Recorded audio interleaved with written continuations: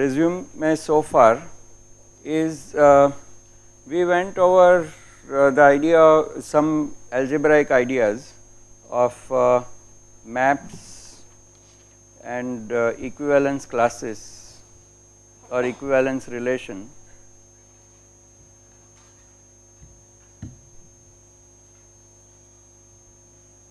Then of course the definition of the group itself, then the idea of subgroup, and then the idea of equivalence class, the idea of left cosets, left and right cosets of a subgroup.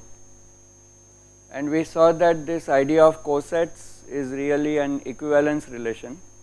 So it actually partitions the whole group into, so this equivalence relation is the one of the cornerstone ideas we will use in 2 or 3 very important theorems.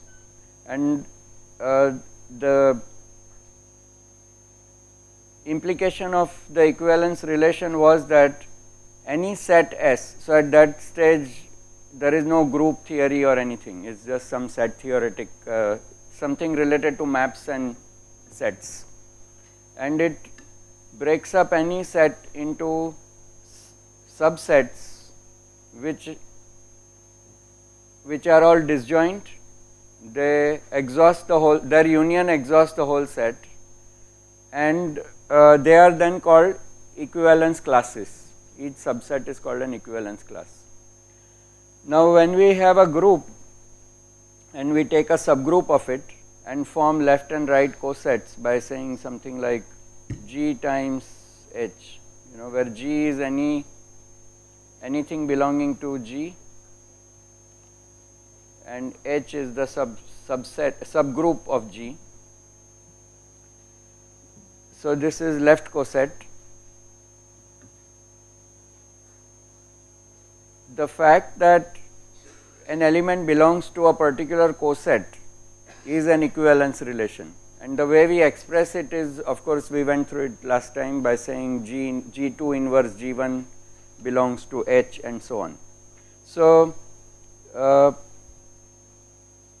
the presence of a subgroup automatically allows us this kind of construction, the coset construction, and that breaks up the group G into equivalence classes which are all of size H.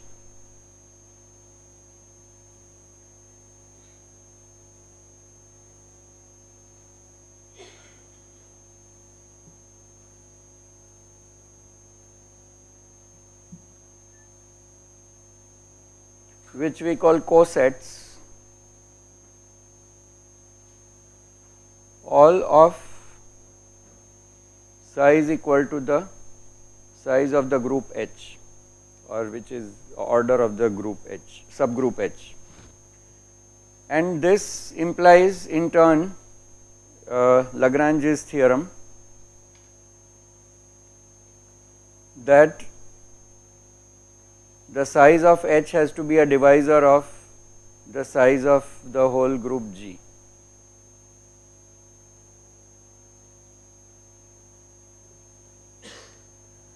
Then we saw the idea of invariant subgroup.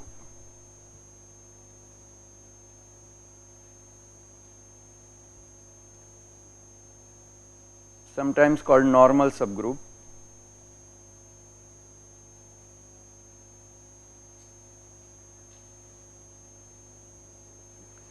This is the case when the left cosets are same as right cosets. So in general, because of non-commutativity,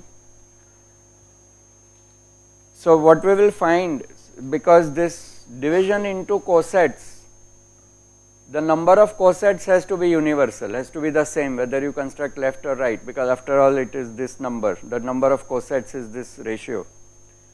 But the subsets as subsets need not be the same, although the number of them is the same. However, if it turns out that for any subgroup its left and right cosets are the same, then it is called a normal subgroup.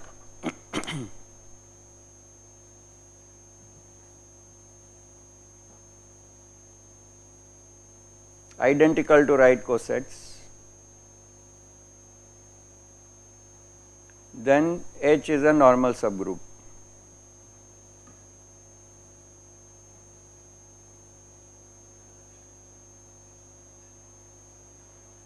Okay, so that was the generalities about subgroups and Lagrange's theorem. The next thing we covered was permutation groups.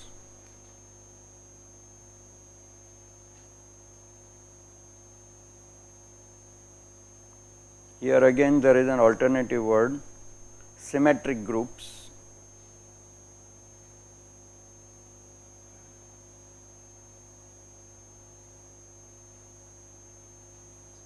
The nice thing is that most of mathematics developed between the 2 or 3 countries, France, Germany and England. So occasionally if lot of development happened in Germany, they had to later translate, and then they picked some word to translate whatever was being used in German. So the symmetric group Sn, it is denoted Sn. We introduced a notation for it because it is a permutation group. So we write something like 1, 2, 3, n, and then effect of, so if you have a pi, then pi of 1, pi of 2, etc. For an element pi belonging to Sn, we write something like this. Well, we write this particular way, we use this one particular way of representing, but there are other ways of representing Sns, as we will see soon. And then we proved what is called Cayley's theorem. Cayley was British.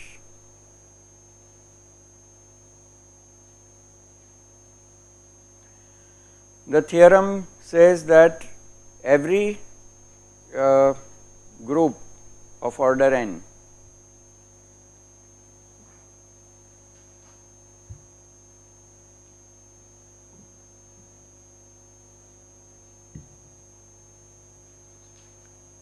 is a subgroup of Sn.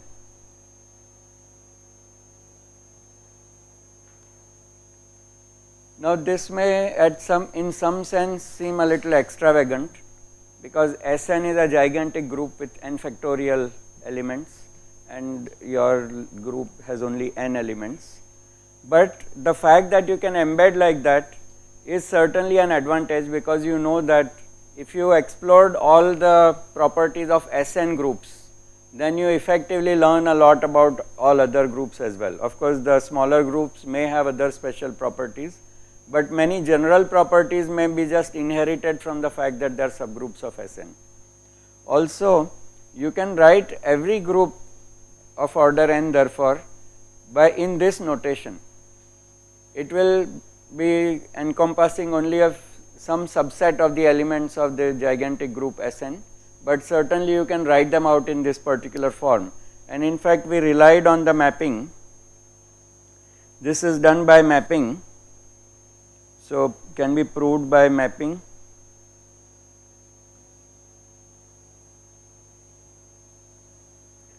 A G belonging to G into a pi G, pi subscript G, by using the multiplication table of G.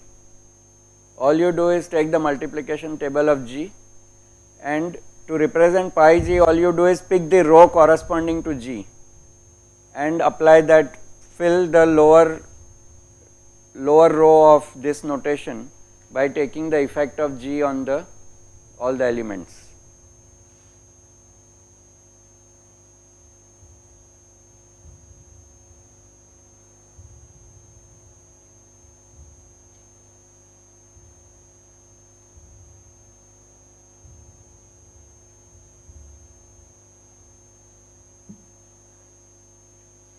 right, because as we know the multiplication table of G will be n by n table, and if you look at the specific element G, it will have permuted the original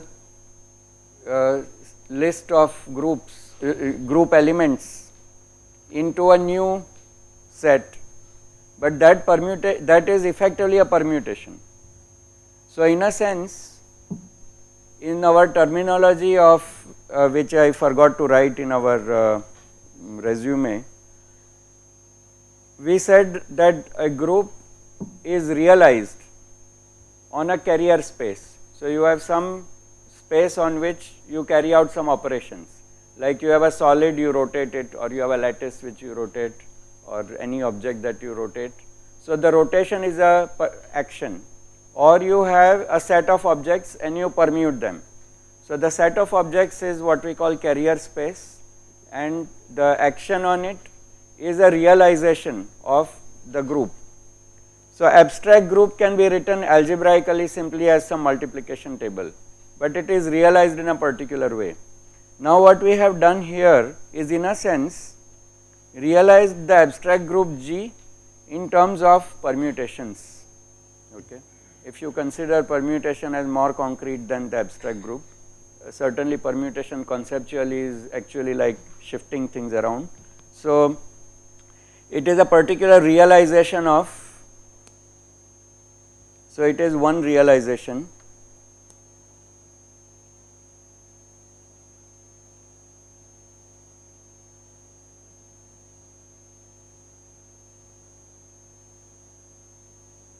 So this map is a particular realization of G. So since we have reached this point, we can also note that, so that is roughly the summary, but now that I mentioned this, let me point out some more algebraic terminology. This map that we made of group G into the large group Sn is called an endomorphism, because note that this map is 1 to 1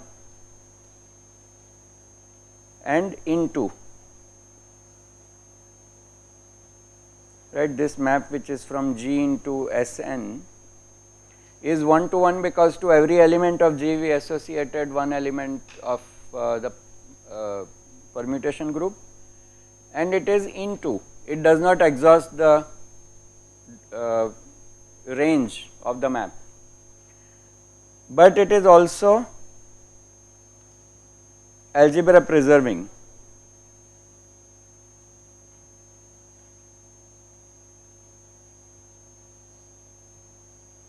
So we can say number 1 property 1 to 1, number 2 into,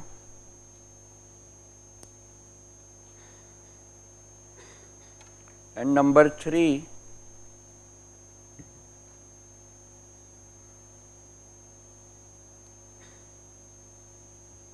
it preserves group multiplication.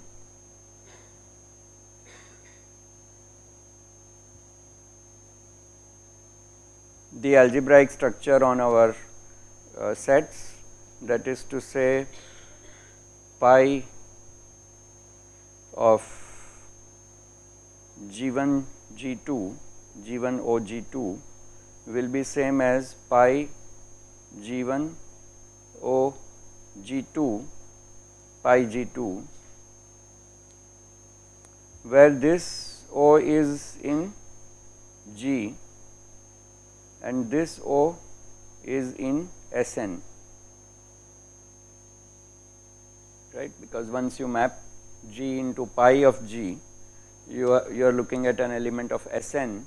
So the multiplication on this side is in Sn, whereas the multiplication here inside is in G, but the map preserves this in this. This is what we call preserving the multiplication. This kind of a map is a homomorphism. This is a special kind of homomorphism, or we can say subclass of subcategory of homomorphism.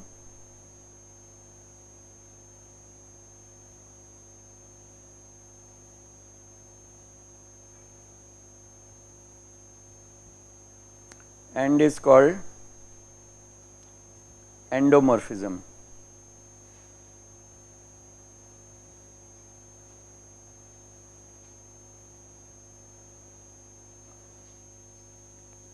So next let us say a few things that arise out of our definition of coset spaces. One is that this when we have invariant or normal subgroup, so we now define something called factor group.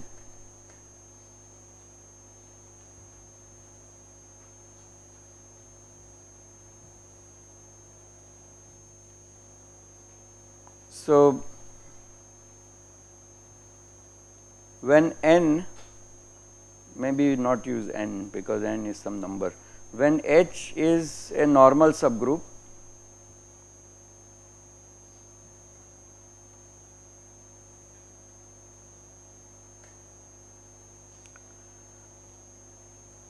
the coset space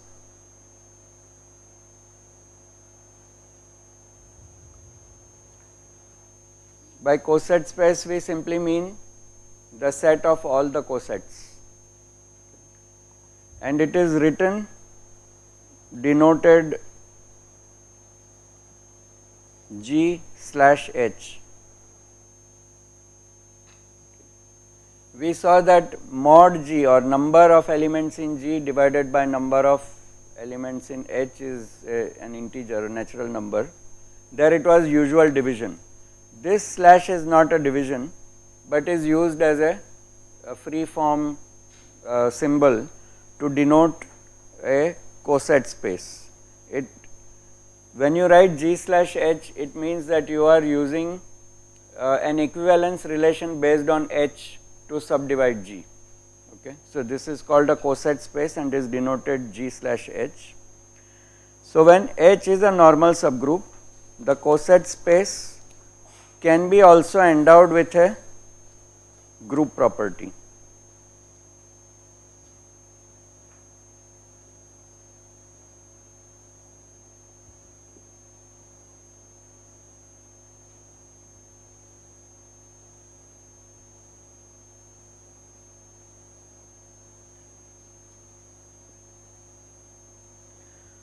So maybe we will leave the detail to exercise, but the point is that since the G/H, this coset space is unique in left and right multiplication, all you have to do is define the multiplication between elements of the coset space simply by multiplication of the corresponding representatives. Okay. So we define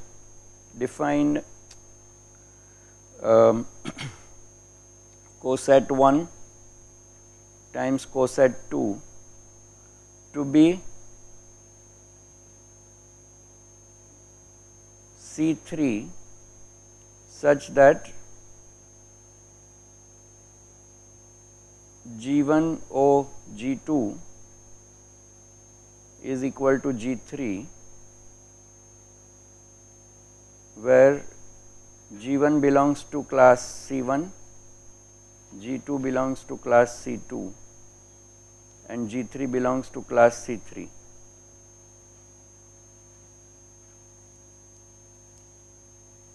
Because the factorization is unique into these subsets, it will automatically happen that if you multiply two, firstly we know that it has to be completely disjoint, and so if I pick one representative from one coset and another from another coset and multiply them, I will necessarily get something third which is not in either of the two original one, otherwise there would be a relation. And so you will uniquely get some other, and you identify it with the new coset you got.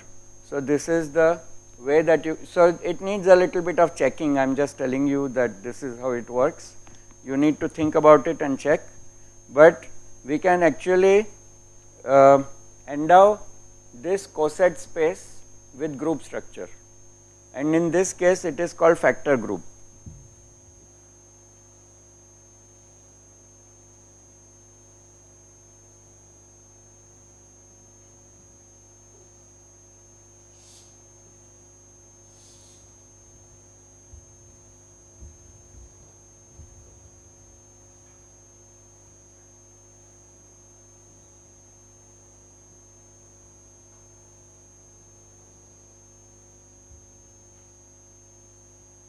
What should we call it?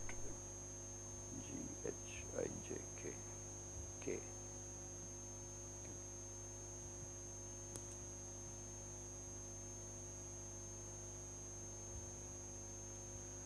Okay, all this may be becoming some abstract overdose, but we will get to some specifics in after a little while. So there is one more general definition which arises from statement like this, which is of a product group, or when you can represent the whole group as a product of its subgroups.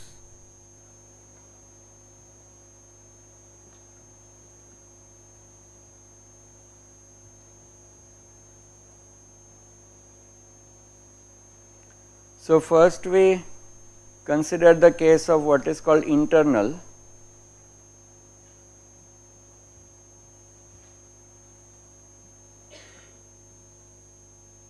Suppose we have some subgroups H1, H2, H3 of G.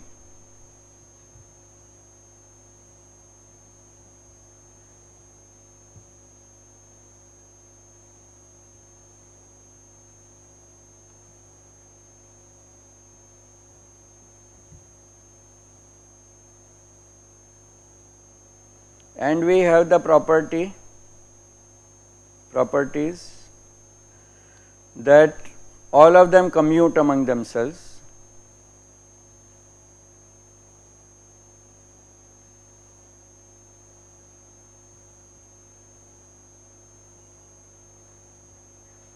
of Hi commute with all the elements of Hj, of course I not equal to j, and so these subgroups mutually are just commutative. Number 2, the only element they share is identity.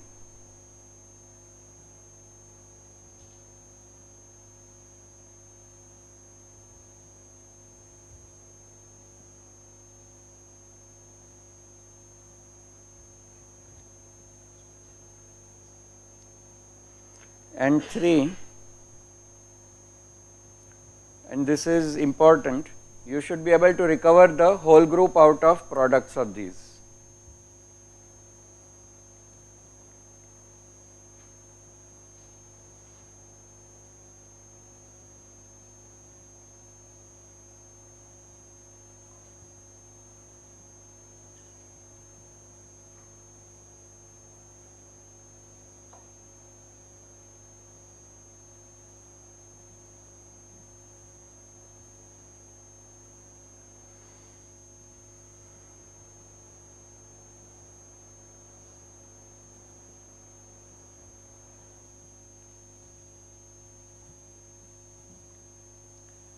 Then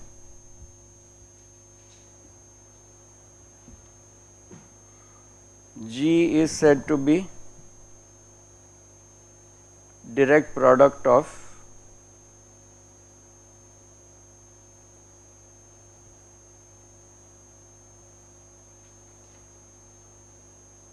its subgroups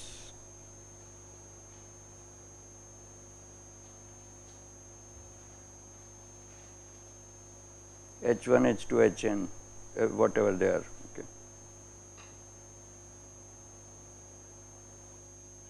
So here a group G gets represented as product of its subgroups. You can imagine that if you took any one of these, say H3, then you will find that its coset space will be product of the remaining groups, right. G slash H1 will be H2 H3 equivalent to H2 H3 Hn. Now so if you don't agree with it right now, don't worry, it can be checked. The second way therefore of thinking of product groups is, if I have G1 and G2, can I construct a product group out of them? So that is the external definition.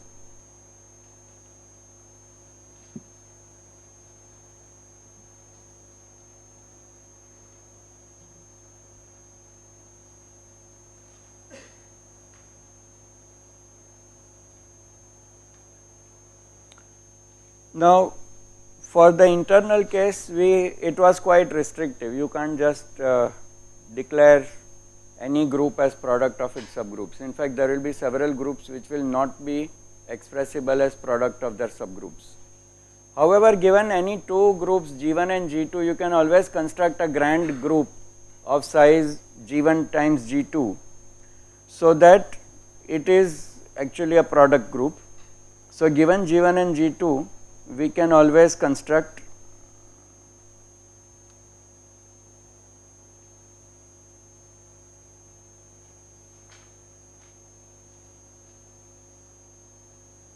such that all we have to do is provide a multiplication rule on this large group G1 cross G2 such that it satisfies the group axioms, right. So we provide the rule that G1 1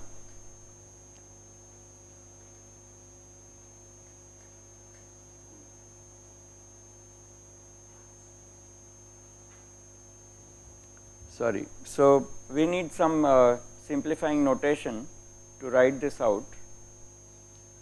What we do basically is that if I have a pair and if I have to multiply it by, well, yeah, here we go. So still in 1, but I have 3 and I have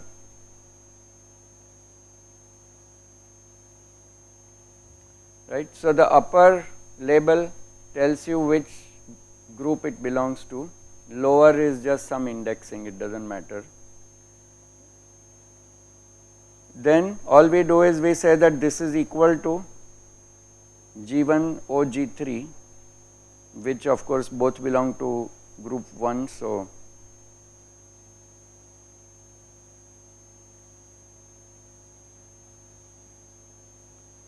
this is the new multiplication table. This is belonging to G1 and this belongs to G2.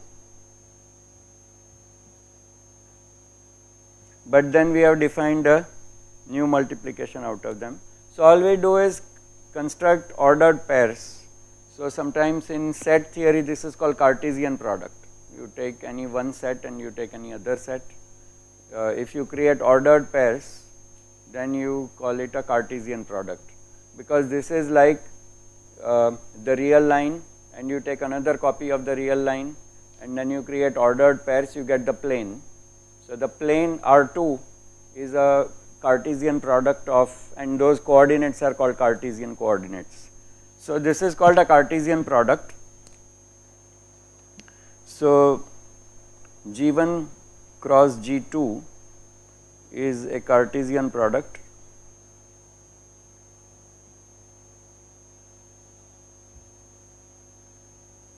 And the above prescription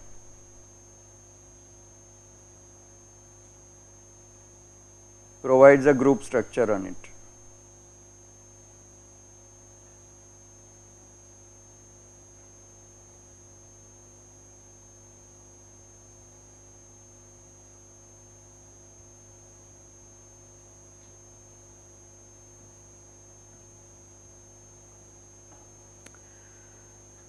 So one has to verify all the 4 properties: closure, associativity, which looks quite easy to check, right? Closure, associativity, existence of identity and existence of inverse. note that the identity element of the product group is essentially the even E2 element.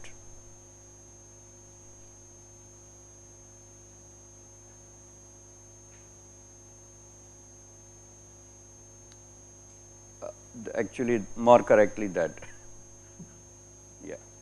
So E upper 1 and E upper 2 because that is the label for which group they come from. So that ordered pair, which is ordered pair of identity elements from each of them, is the identity of the whole group. So one can check the group axioms. Okay, so the next thing we are going to do is in two parts. So this notion of the coset space, and coset space was one of the important concepts, and it gave Lagrange's theorem. The factor group is another important conceptual thing out of it. The next major conceptual thing is the notion of conjugacy classes. Okay. So think of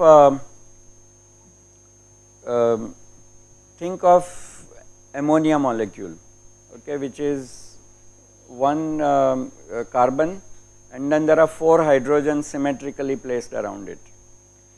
If you take any one of the hydrogens, you can draw a vertical line through the carbon, and then you have a 3-fold symmetry rotation. Okay. But then there are 4 such hydrogens.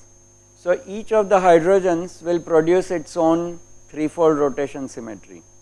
So these are actually just like conjugate to each other. These are copies of the same thing that you are doing with respect to any one axis. So these are called conjugacy classes, and they are going to be very crucial in analyzing groups in general.